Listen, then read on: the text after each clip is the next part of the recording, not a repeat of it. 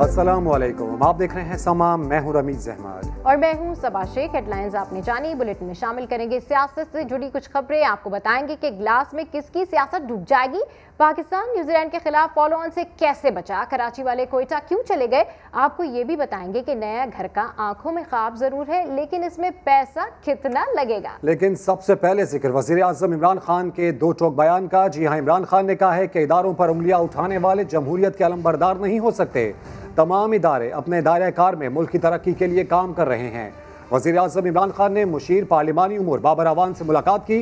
इस मौके पर उनका कहना था कि जमहूरियत की मजबूती के लिए इदारों का मजबूत होना अहम है। इदारों पर सियासत चमकाने के लिए उंगलियां उठाने वाले जमहूरियत के अलमबरदार नहीं हो सकते। रियासत के तमाम सतून अपने दायरे कार में मुल्क की तरक्की के लिए काम कर रहे हैं। मुशीर पार्लिमानी उमूर बाबर अवान ने कहा कि अंधेरे बांटने वालों का पाकिस्तान में कोई मुस्तकबिल नहीं। मुआशी इस्तेहकाम और कोरोना से बचाव की पॉलिसीज हुकूमत की अहम कामयाबियां हैं।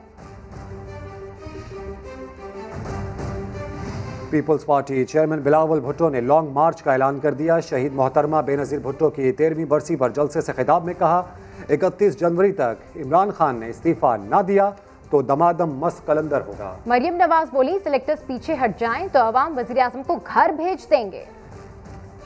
31 जनवरी तक इमरान ने इस्तीफा नहीं दिया तो मार्च होगा। हम इस्लामाबाद का रुख करेंगे। बेनजीर की बरसी पर गढ़ी खुदा बख्श में पीडीएम का power show. PP chairman Bilawal Bhutto की ललका दमादम मस्त कलंदर का नारा लगा दिया। जेलों से लाठियां खाने, जेल जाने और हुकूमत को गिराने का वादा लिया। इस मजार की तरफ मुंह करके वादा करो। जब मैं लॉन्ग मार्च का कॉल देता हूं तो आप दमादम मस्त कलंदर का नारा लगाकर निकल पड़ेंगे। इस सिलेक्टेड को भगाएंगे। मुस्लिम लीग नून की नायब सदर मरियम नवाज कहती हैं, 22 साल ठोकरें खाने वाले को सरों पर मुसल्लत कर दिया गया। हम फौज को नहीं कहते कि इसकी हुकूमत का तख्ता उल्टो। हम सिर्फ सिलेक्टर्स को कहते हैं कि इससे पीछे हट जाओ, और जब तुम इससे पीछे हट जाओगे तो फिर पाकिस्तान की आवाम जाने, हम जाने और इमरान खान जाने। मरियम नवाज का कहना था, हुकूमत कुछ भी कर ले, पीडीएम में फूट डलवाने का ख्वाब हरगिज़ पूरा नहीं होगा। और ऐसे में वज़ीर दाखिला शेख रशीद अहमद ने बिलावल भुट्टो को अंडर 19 का खिलाड़ी करार दे दिया। इस्लामाबाद में मीडिया से गुफ्तगू में कहा, लॉन्ग मार्च और लॉन्ग मार्च में फ़र्क होता है। आसिफ अली जरदारी जानते हैं जेल से कैसे बचना है। इनकी लड़ाई नैब से ज़्यादा इमरान खान से है। वहाँ बिलावल वज़ीर आज़म के मुराद अली शाह साहब ने नारा लगाया, कुर्बान जाऊं और शाह साहब पकड़ाई भी ना दूं। अगर आपने अंडर 19 के साथ ही खेलना है तो इस मुल्क के हाल पे रहम करें। मुराद अली शाह साहब कह रहे हैं लॉन्ग मार्च में और लॉन्ग मार्च में फ़र्क होता है।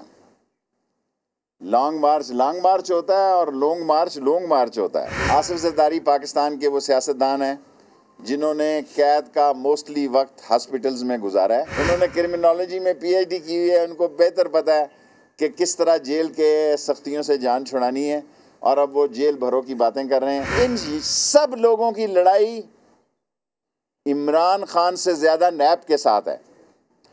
इनकी लड़ाई ये है, केस ख़त्म कर दें। अरबों रुपए के जो इनके अकाउंट्स थे, ये कह रहे हैं कि उसको भूल जाओ।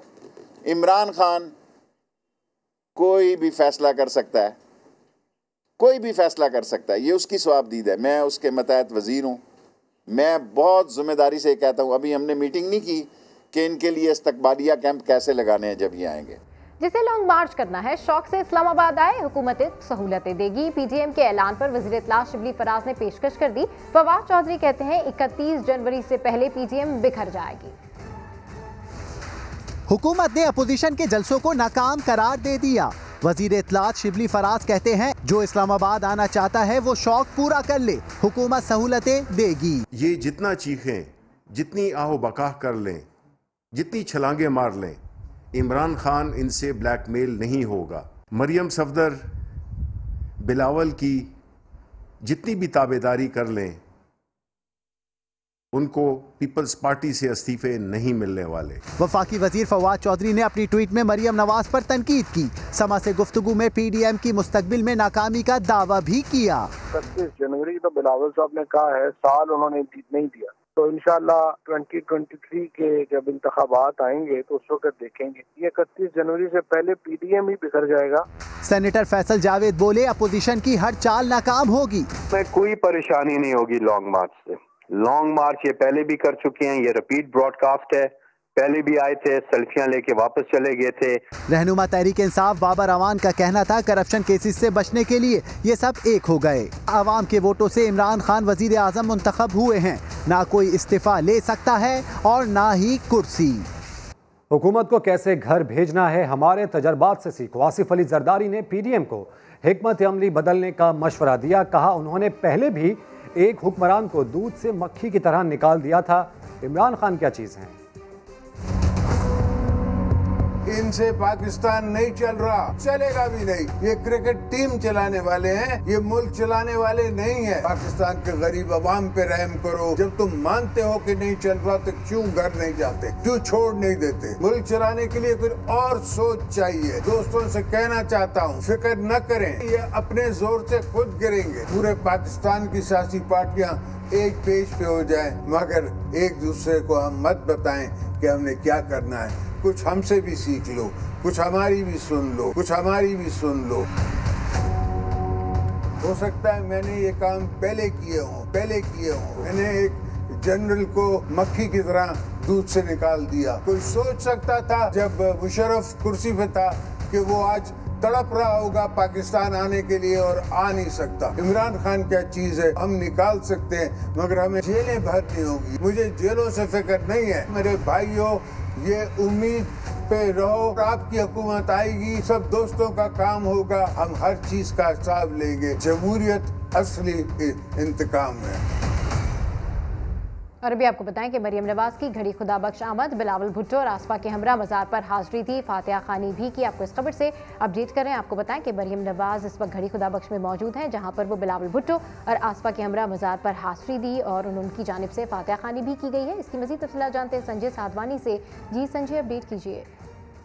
जी बिल्कुल, मरियम नवाज शरीफ की घड़ी खुदा बख्श आमद हुई है। रायवन घड़ी खुदा बख्श में सजा नेज हुआ है। मरियम नवाज शरीफ ने शहीद मोहतरमा बेनज़ीर भुट्टो की मज़ार पर फातिहा ख्वानी की है और उनके एहसाल सवाब के लिए दुआ की है। मरियम नवाज शरीफ की हमरा मुस्लिम लीग नून की क़यादत और बिलावल भुट्टो जरदारी, आसपा भुट्टो भी उनके हमरा थे। मरियम नवाज ने घड़ी खुदा बख्श मज़ार पर शहीद मोहतरमा के हवाले से बुक में उनकी तारीखी नोट भी लिखा है और मरियम नवाज अब वापसी ढक्का रवाना हो गई हैं। कुछ देर के बाद वो इस्लामाबाद के लिए रवाना होंगी। जी ठीक है, बिल्कुल संजय, आप हमारे साथ लाइन पर मौजूद रहिए। आपको बताएं कि मरियम नवाज घड़ी खुदा बख्श में मौजूद हैं, जहां पर उन्होंने बिलावल भुट्टो और आसपा के हमरा मज़ार पर हाजिरी दी है, फातिहा खानी की है। समा की स्क्रीन पर ये फुटेज भी आप देख सकते हैं, जिसमें मरियम नवाज जो है वो बिलावल भुट्टो और आसपा के साथ मौजूद हैं। मुआवने खुसूस से शहबाज गिल ने मरियम नवाज के गिलास को उमरू अय्यार की जंबील करार दे दिया। समाज से बात करते हुए कहा, जो गिलास हाथ में पकड़ा है, इनकी सियासत इसी में डूब जानी है। मरियम नवाज जिस गिलास में पानी पीती हैं, आखिर इसकी हकीकत क्या है?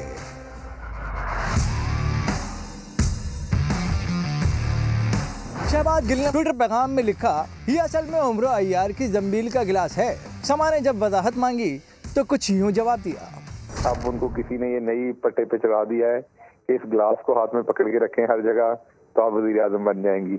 तो मेरे ख्याल में जिस तरह के उनके काम हैं और जिस तरह का उनका माजी है सियासी तौर पर, तो उनकी सियासत इसी गिलास के अंदर डूब जानी है। शहबाज गिल ने मजीद कहा, PDM की तहरीक हुकूमत के नहीं बल्कि उनके अपने खिलाफ है। लॉन्ग मार्च का शौक भी पूरा कर लें। बलूचिस्तान अवामी पार्टी ने वफाकी काबीना में एक और वजारत का मुतालबा कर दिया। वफाकी वजीर जुबैदा जलाल कहती हैं, शाहिद खाकान को अदालतों ने रिलीफ दिया, इमरान खान डील नहीं करेंगे। मोहम्मद आतिफ की रिपोर्ट। बलूचिस्तान अवामी पार्टी ने वफाकी काबीना में एक वजारत और मांग ली। वफाकी वजीर जुबैदा जलाल ने समा से खसूसी बातचीत करते हुए कहा कि BAP को वजारत फितरी तौर पर मिलनी चाहिए। हमारे 5 आप देखते हैं कि हम MNAs हैं वहाँ, उसके अलावा तकरीबन 7-8 हमारे सेनेटर्स हैं। तो नेचुरली वी हैव डिमांडेड, और हमारी है एक कि हमें एक और लाजमी है देना चाहिए। वफाकी वज़ीर दिफाई पैदावार का कहना था कि शाहिद खाकान को अदालतों ने रिलीफ दिया, इमरान खान डील नहीं करेंगे। डील आपको पता है कि prime minister is very clear on it कि कोई NRO किसी को नहीं मिलेगा। जुबैदा जलाल ने कहा कि PDM इस्तीफ़ों के हवाले से इख्तलाफात का शिकार है, इस्तीफ़े आए तो री इलेक्शन होगा। कैमरामैन शहजाद अनवर के साथ मोहम्मद आतिफ, समा, क्वेटा। लाहौर से खबर, जहां एक और नन्ही परी दरिंदों की भेंट चढ़ गई। 7 साला बच्ची की लाश तालाब से बरामद हुई। मुजरिम कोई और नहीं, बच्ची का ताया निकला। ज्यादती के बाद कत्ल करके लाश तालाब में फेंक दी। पुलिस ने मरकजी मुलजिम और उसके दोस्त को गिरफ्तार कर लिया। लाहौर में ये अफसोसनाक सूरत हाल पेश आई, जहाँ पर एक नन्ही परी दरिंदों की भेंट चढ़ गई। तायाजाद ने 7 साला गजन को ज्यादती के बाद कत्ल कर दिया। अपडेट्स हासिल करेंगे समा के नुमाइंदे जहांगीर खान से। जहांगीर, क्या बताना है पुलिस का इस वाक़े से मुतालिक मजीद? ये अफसोसनाक वाक़या थाना सुंदर की हदूद में मोहलनवाल के इलाके में पेश आया है। 7 साला बच्ची जो कि गुज़िश्ता रोज़ सुबह 8 बजे से लापता थी और इसके घर वाले इसको तलाश करते रहे। पुलिस ने इसके अगवा के मुकदमा के इंदराज के लिए दरख्वास्त दी। पुलिस ने अगवा का मुकदमा दर्ज किया, लेकिन जब इसके वालिद ने अपने भतीजे से शकूक शुबहात की बिना पर पूछगिछ की तो इस बच्ची का कज़न यानी इसका तायाजाद भाई जो है उसने इस बच्ची के कत्ल का एतराफ़ कर लिया और बताया कि इसने अपने दोस्त के साथ मिलकर इस बच्ची के साथ ज़्यादती की है और पकड़े जाने के डर से इस बच्ची को कत्ल करने के बाद इसकी लाश जो है वो गंदे पानी के जोहड़ में फेंक दी है। मुलजिम की निशानदही पर बच्ची की लाश जो है वो आज निकाल ली गई है। दोनों मुलजिमान गिरफ्तार हैं। दोनों ने इस बच्ची के साथ ज़्यादती के बाद कत्ल का एतराफ़ भी कर लिया है। पुलिस ने बच्ची की लाश को पोस्टमार्टम के लिए मुर्दा खाना मुंतकिल कर दिया है और अगवा का जो मुकदमा दर्ज किया गया था अब उसमें मज़ीद दफ़ात जो हैं वो शामिल कर ली जाएंगी। बच्ची के जो वर्सा हैं उनका ये कहना है कि उनके रिश्तेदार हैं जो कि मुलजिम है बच्ची का कज़न है, इसलिए इसके बावजूद भी उनको किसी किस्म का उसके साथ कोई रियायत नहीं चाहिए, इंसाफ चाहिए और इस वारदात में मुलव्विस जो मुलजिमान हैं उनको फौरी तौर पर कैफरे किरदार तक पहुँचाया जाए। अपडेट्स के लिए शुक्रिया जहांगीर।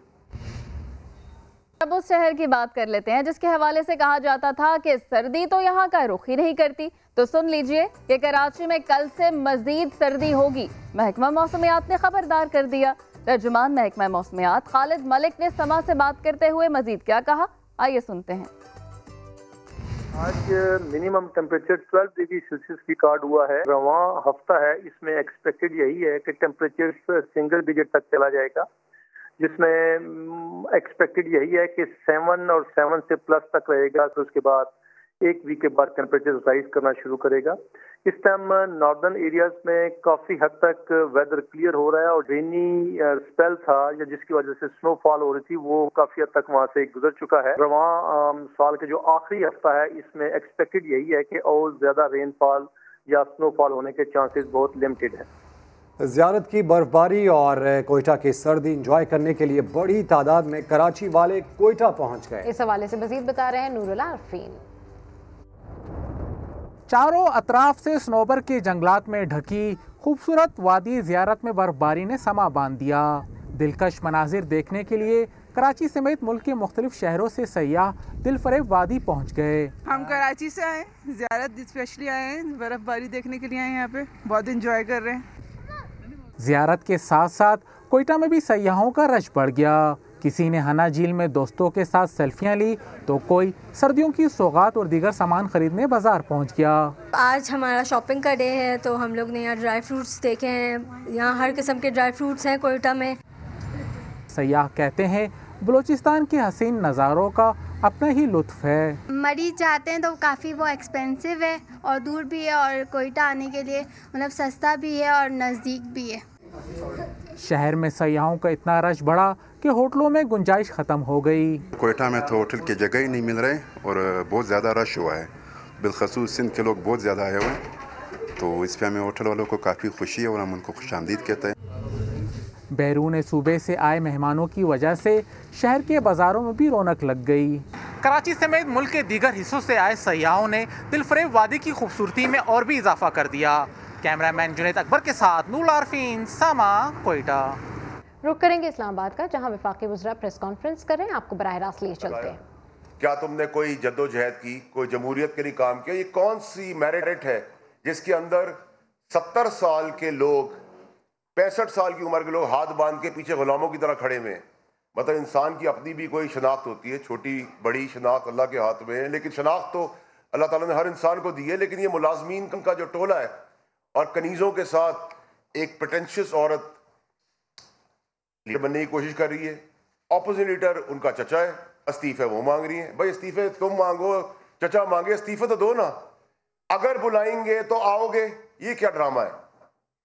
तो एक तो ये कि मेरिट किधर खड़ी है, लोग उसको किस तरह लीडर मानना चाहते हैं, लीडर बनाना चाहते हैं, और जो लोग पीछे खड़े में हाथ बांध के उनका क्या कंसर्न है, क्या कसूर है, या वो पैदा ही गुलाम हुए थे और मुलाजिम है और मुलाजिम ही रहेंगे और आगे भी दुनिया से भी मुलाजमत करते हुए निकल जाएंगे। फिर का इलेक्शन चोरी हो गए, 2.5 साल बाद इलेक्शन चोरी की बात आई, तो भाई सबूत दो इलेक्शन चोरी होने के। इलेक्शन रिग हुए तो उसकी सबूत दो। इलेक्शन कमीशन क्यों नहीं गए? ट्रिब्यूनल्स में क्यों नहीं गए? कोर्टों में क्यों नहीं गए? 13 और 18 का कंपैरिजन करें तो आपके सामने है पिटिशंस। जो पिटिशन 40 लगी आज 18 के इलेक्शन में, उसमें 20 तो पीटीआई की है और उससे पहले 140 लगी। तो कंपैरिजन तो आपके सामने है। तो ये अचानक से 2.5 साल में ऐसा क्या हुआ है, क्या वजूहात है जिसकी वजह से ये सब कुछ हुआ? तीसरी चीज ये कि आप पैनामा के अंदर मरियम नवाज, मरियम सफदर, पता नहीं क्या क्या नाम है, बेनिफिशरी ओनर थी, उनका जवाब आज तक आपने नहीं दिया। और आप भरी फिर रही हैं एक साहूकार, शरीफ ज़ादे, फरिश्ते जो सियासत करने आ गए। एक तो उसका जवाब, और मैं फिर याद दिलाऊंगा कि इस्तीफे कब दे रहे हैं। महीनों गुजर गए, साल या बता दे कौन से साल में इस्तीफा आएंगे।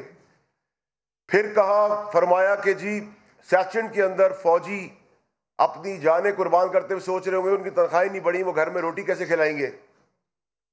तो बेशर्मी की हद। याद दिलाता चलो कौम को कि ये वही सैचेंट पे फौजी खड़े हैं जो हमारे मुहाफिज हैं और इंडिया के 8 मारते और 4 अपने शहीद कराते और गोलियां सीने पे खा रहे होते हैं। और उसी वक्त उसी दुश्मन मुल्क का मोदी आता है, आपकी गाड़ी में बैठता है बगैर वीजा के, आपके बाप का मुल्क समझ के, और मरियम की बेटी की शादी अटेंड करता है। तो उस वक्त सैचेंट के फौजी जवान क्या सोच रहे होंगे, इसका जवाब पाकिस्तानियों को कब और कौन देगा। फिर कहा कि जी पाशा साहब ने पाकिस्तान का कचरा जमा करके पीटीआई बनाई, तो बताना भूल गई कि गंदी नाली की गलाजत जनरल जिलानी और ज़ियाउल हक ने पसंद की नवाज शरीफ के रूप में। और बेशर्मी और बेहयाई ये थी कि गंदी नाली से तो उठाया, लेकिन 25 लाख रुपए की रकम भी ले आई जाए बनाने के लिए। ये धोखेबाज आज बड़ी बड़ी जमहूरी बातें कर रहे हैं। ये भी तो बताएं कि इनका बाप का, इनका सियासी माजी क्या है। फिर कहा मुशर्रफ के लिए पाकिस्तान के दरवाजे बंद हो चुके हैं। देखो बंद हो चुके होंगे तो मुशर्रफ गया किसके जमाने में था? नवाज शरीफ के जमाने में, नवाज शरीफ की गवर्नमेंट में। अगर मुशर्रफ के लिए दरवाजे बंद हो चुके हैं, नवाज शरीफ के लिए भी दरवाजे पाकिस्तान के बंद हो चुके हैं उस मफरूर भगोड़े के। कहा सलाम है उन जजेस को जिन्होंने मुशर्रफ को सजा दी। बिल्कुल सलाम है। तो क्या सलाम उन कोर्ट्स को नहीं है जैसे तुम्हारे बाप नवाज शरीफ को मफरूर कन्विक्टेड चोर इश्तिहारी का तुम्हें कन्विक्ट किया, तुम्हें डिस्क्वालीफाई किया, तुम्हारे पूरे खानदान को मफरूर करार दिया और तुम पाकिस्तान से भागे हुए हो मफरूरी के अंदर। चाहे वो तुम्हारा बाप नवाज हो, चाहे तुम्हारा समधी इसाक डार हो, चाहे अली डार हो, इसाक डार का बेटा, या अली इमरान हो दामाद शहबाज शरीफ का, या हमजा हसन हुसैन हो, सलमान शहबाज हो, ये सारे खानदान के लोग पाकिस्तान में दूध की नहरें बहाकर इन कोर्टों से ही भागे हुए हैं ना। ये भी तो बताओ, ये बताना भूल गई तुम? तो तुम्हें याद दिलाते रहेंगे। जो तुम्हारी गर्दन हिलती है, जिसका परेशानी तुम्हारे दिमाग से चली गई है, उसका इलाज जो बचपन में नहीं हुआ वो अब जेलों में होगा। उसके बाद कहा कि इमरान खान साहब फौज के पीछे जाके छुप जाते हैं। फौज के पीछे छुप जाते हैं? फौज हर डेमोक्रेटिक इलेक्टेड पार्टी के साथ है, चाहे वो किसी की भी हो। तो आप ये बताएं कि आज इनको आप बुरा भला कह रहे हैं, क्यों बुरा भला कह रहे हैं? उनको तो अपॉइंट आपने खुद किया था चीफ ऑफ आर्मी स्टाफ, उनको तो आपने एक्सटेंशन खुद दी थी, तो फिर आज आपको तकलीफ किस चीज की हो गई है? जब आपके रिश्तेदार आला ओहदों पे बैठे हुए थे, हमने तो इतराज नहीं किया, क्योंकि ना फौज का जमहूरियत में और गवर्नमेंट में कोई काम है, ना गवर्नमेंट का फौज के साथ उनके आम दिनों के मामलात में कोई काम है, पेशेवराना। ये भी आप बताना भूल गई। फिर फरमाया कि सीओडी में जब मेरी मोहतरमा शहीद से मुलाकात हुई तो मैं उनकी फैमिली मेंबर बन गई पीपल्स पार्टी की। बेशर्मी की कोई हद होती है। सीओडी में भी तुम लोगों ने, नवाज शरीफ ने पीपल्स पार्टी की पीठ पे छुरा घोपा, धोखा दिया, फरेब किया, इलेक्शंस बाइकआउट कर कर पतली गली से निकल गए और इलेक्शन लड़ने आ गए, क्योंकि इक्तदार का जो हवस है वो उस वक्त भी खत्म नहीं हुई। और वो मोहतरमा शहीद जिसकी कब्रिस्तान में तुम कल बैठी थी बेशर्मी के साथ, तुम्हें शर्म नहीं आई जब तुम्हारे बाप ने, नवाज शरीफ ने उसकी कैरेक्टर असैसिनेशन की, किरदार कुशी की, जहाजों से उनकी और उनकी वालदा के लिए बातें की। तुमने कहा कि तुम्हारा भी कंपैरिजन बीबी के साथ है। बीबी शहीद ऑक्सफोर्ड की पढ़ी भी थी, नेचुरल औरत थी, दलेर औरत थी, डेमोक्रेसी के लिए काम किया था। तुम नालायक हर कॉलेज से निकाली गई, सिफारशी, पोटेंशियस, सिवाय कनीजों की वाह के अलावा तुम्हें आता क्या है? तुमने कहा कि कराची में मेरे कमरे में अटैक हुआ, तुम्हें उस वक्त भी शर्म नहीं आई कि तुम उस वक्त भी कहती जिस बेचारे शौहर ने वो सख्त टाइम काटा, उसका नाम लेते हुए तुम्हें शर्म आई? तुमने वो भी क्रेडिट अपने खाते लिया अपने बाप की तरह। उसके बाद आप आ जाए इकोनॉमी के ऊपर। कल बड़ी बड़ी बातें की गई। इकोनॉमी में बताना भूल गई तुम कि पाकिस्तान की सबसे बेहतरीन टेक्सटाइल पॉलिसी इमरान खान के दौर में हुई। सियालकोट, फैसलाबाद, गुजरावाना में पहली दफा पाकिस्तान की हिस्ट्री में हुआ है कि लेबर मिलना मुश्किल हो गई है, क्योंकि सब 24 घंटे राउंड द क्लॉक काम कर रहे हैं। स्टॉक एक्सचेंज को आप देखें, सीमेंट को आप देखें, कार मैन्युफैक्चरिंग को आप देखें, बाइक्स को आप देखें। नेशनल बैंक ने 26 बिलियन का फायदा किया 9 महीने में। एक सियासी लोन नहीं, एक सियासी भर्ती नहीं। आरिफ उस्मानी और उनकी टीम को मुबारकबाद पेश करता हूं इमरान खान साहब की तरफ से। ये सब चीजें बताना भूल गई तुम। और आखिर में 2 चीजें। जरदारी साहब ने बड़ी जबरदस्त बात की, क्योंकि प्लेयर तो वही हैं। उन्होंने कहा मैं दूध में से मक्खी निकाल लेता हूं, और इसी तरह पीडीएम को मक्खी की तरह उठा के दूध से बाहर फेंका और अपने आप को डिस्कनेक्ट किया और कहा जमहूरियत जो है वो सबसे बड़ा रिवेंज है। इसका मतलब कोई इस्तीफे नहीं आने वाले। तुम तालियां बजाओ बरसी के ऊपर जहां दुआ पढ़नी चाहिए। आपको बताएं कि वफाकी वज़रा की प्रेस कॉन्फ्रेंस जारी है, जिसमें फैसल वाउडा का ये कहना है कि जब सियाचिन के बॉर्डर पर ये जवान शहीद हो रहे थे और इंडिया के प्राइम मिनिस्टर मरियम नवाज की बेटी की शादी में आए थे, उस वक्त ये क्या सोच रहे होंगे। खबरें और भी हैं, शामिल करेंगे इस ब्रेक के बाद। समा के साथ रहिए। Welcome back. पेपर 1 घंटा पहले लीक करने का इल्जाम। लाहौर में पंजाब पब्लिक सर्विस कमीशन के उम्मीदवारों ने एहतजाज किया। Chairman Punjab public service commission कहते हैं अकेडमीज जब कामयाब नहीं होती तो प्रोपेगेंडा करती हैं। रिश्वत लेने और पास करवाने पर 6 लोगों को नौकरी से निकाल चुके हैं। एक पेपर भी मुझे प्रोड्यूस कर दें जो टाइम शुरू होने से पहले लीक हो गया। I offer my self for any accountability by any department appointed by the government. मुझे कोई प्रॉब्लम नहीं है उसके अंदर। हमारा जो है एग्जामिनेशन हॉल में जाना सारी फॉर्मेलिटी हो रही है। पीछे असिस्टेंट पुलिस का पेपर हुआ है, एंटी करप्शन का पेपर हुआ है। एक ही घर के 3-3, 4-4 लोग पास हो रहे हैं, और जो बार बार पीछे जिनका रिकॉर्ड था कि वो रिटन टेस्ट पास करते थे, अब वो नंबर वो लिस्ट में नहीं आया। हमारे पास इनके अगेंस्ट कुछ सबूत भी मौजूद हैं, आंसर की जो सेंड की गई हैं। ये जो हमारे पब्लिक सर्विस कमीशन के अफसरान हैं, ये बारों बार ही डाक के जरिए पेपर भिजवा देते हैं, और अमीर का बच्चा घर बैठ के फिल करके यहाँ भिजवा देता है और ऊपर आ जाता है, और गरीब का बच्चा यहाँ पेपर दे दे के वो मेरिट पे भी नहीं आता। इसी मामले पर मजीद बात करते हैं समा की नुमाइंदा शाहीन शहजादी से। जी शाहीन, अपडेट कीजिए, इस मामले के मुतालिक मजीद क्या पता चल सका है। जी बिल्कुल, पंजाब में मुबैना तौर पर नौकरियां बिकने का इंकशाफ सामने आया है। उम्मीदवारों ने मुंह पर एहतजाजी मास्क लगाकर PPSC ऑफिस के सामने खड़े होकर एहतजाज किया है और पंजाब पब्लिक कमीशन सर्विस की जो शफाफियत है उस पर सवाल उठा दिए हैं। उनका ये कहना है कि PPSC की जो इंतजामिया है वो मनपसंद अफराद में नौकरियाँ बांटती है, नौकरियों के रेट लगाए जाते हैं। जितनी कोई बड़ा अहदा होता है उस हवाले से रेट लगाकर 40 से 50 लाख में नौकरियाँ जो है वो बांटी जाती हैं। और पेपर जो है जो भी इम्तिहानात इस हवाले से लिए जाते हैं वो तकरीबन 1 घंटा पहले इसके जो की पॉइंट्स हैं वो लीक आउट कर दिए जाते हैं और उन लोगों को दिए जाते हैं जिन लोगों ने इसकी पेमेंट की होती है, जिसकी वजह से उन लोगों का ये कहना है कि जो शफाफ पेपर है वो नहीं होते, इनकी वजह से इनको भी प्रॉब्लम होता है और लोग यहाँ पर एहतजाज करने आए हैं। दूसरी तरफ जो चेयरमैन है पंजाब पब्लिक सर्विस कमीशन के, उन्होंने इस हवाले से प्रेस कॉन्फ्रेंस भी की है। उनका ये कहना है कि उनके 3 सालों में कभी इस तरीके से नहीं हुआ है। उन्होंने इस हवाले से वजाहत भी पेश की है और ये कहा है कि ये तमाम इल्ज़ाम जो हैं वो बिल्कुल सच नहीं है। इनके जो भी अफराद इस तरीके से पैसे लेते थे उनको यहाँ से नौकरी से फारिग भी कर दिया गया है। 5 से 6 अफराद ठीक है, जो भी अफराद इस तरह पैसे लेते थे उनको नौकरी से फारिग कर दिया गया है। शाहीन शहजादी अपडेट करी थी, आपका शुक्रिया।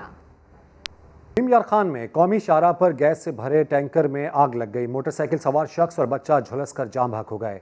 हादसा मोटरसाइकिल सवारों को बचाते हुए पेश आया। हादसे के बाद टैंकर में आग भड़क उठी, जिसकी जद में आकर मोटरसाइकिल सवार 2 अफराद झुलस गए। मोटरवे पुलिस ने दोनों अतराफ कौमी शाहराह को बंद कर दिया। आग पर काबू पाने के लिए रेस्क्यू ऑपरेशन जारी है। डाकुओं की दीदा दिलेरी देखी गई। आम शहरियों ही नहीं, बावर्दी अहलकारों को भी लूटने लगे हैं। सेक्टर I-9 में मोटरसाइकिल सवार डाकुओं ने सब इंस्पेक्टर पर गोली चलाई। मुल्जमान जख्मी अहलकार की सरकारी पिस्तौल और नकदी छीनकर फरार हो गए। नूरुल अमीन दानिश की रिपोर्ट देखिए। विफाकी दारुल हुकूमत में लुटेरे बेलगाम, बावर्दी पुलिस अफसर भी निशाना बन गया। सेक्टर I-9 में कटारिया कब्रिस्तान के करीब सुबह सवेरे मोटरसाइकिल सवार डाकुओं की वारदात। ड्यूटी से वापस घर जाते सब इंस्पेक्टर को रोकने की कोशिश की, ना रुकने पर फायरिंग कर दी। गोली लगने से मोहम्मद रफीक जख्मी होकर मोटरसाइकिल से गिरा तो मुल्जिमान सरकारी पिस्तौल और नकदी छीन कर फरार हो गए। इलाका मकीन बढ़ती वारदातों से परेशान, चेक पोस्ट कायम करने का मुतालबा कर दिया। नहीं, यहाँ पे लाइट्स वगैरह जब रात होती है बहुत अंधेरा हो जाता है। वर्दी वाले इधर सेफ नहीं है तो हमारे लिए इधर क्या होना है सेफ। बाकायदा इधर 1-2 पुलिस चौकियाँ लगाई जाएं ताकि वहाँ इससे सेफ हो। IG इस्लामाबाद आमिर जुल्फकार ने वाक़े का नोटिस ले लिया। मुतल्लिका SHO को 24 घंटों के अंदर मुल्जिमान गिरफ्तार करने की हिदायत कर दी है। शहरी को पुलिस की जानिब से हिरासत करने पर लाहौर हाई कोर्ट ने CCPO से जवाब मांग लिया। Chief justice Lahore high court ने कहा, एडवोकेट जनरल ऑफिस CCPO की अदालतों के खिलाफ इंटरव्यूज का जायजा लें। पुलिस ऑफिसर किसी बड़े का कठपुतली हो तब भी अदालत के खिलाफ नहीं बोल सकता। पुलिस सबूत पेश नहीं करती, मुल्जिम रिहा हो जाते हैं। नालायकी छुपाने के लिए अदालतों पर तनकीद की जाती है तो शहरी को पुलिस की जानिब से हिरासत करने पर लाहौर हाई कोर्ट ने CCPO से जवाब मांग लिया।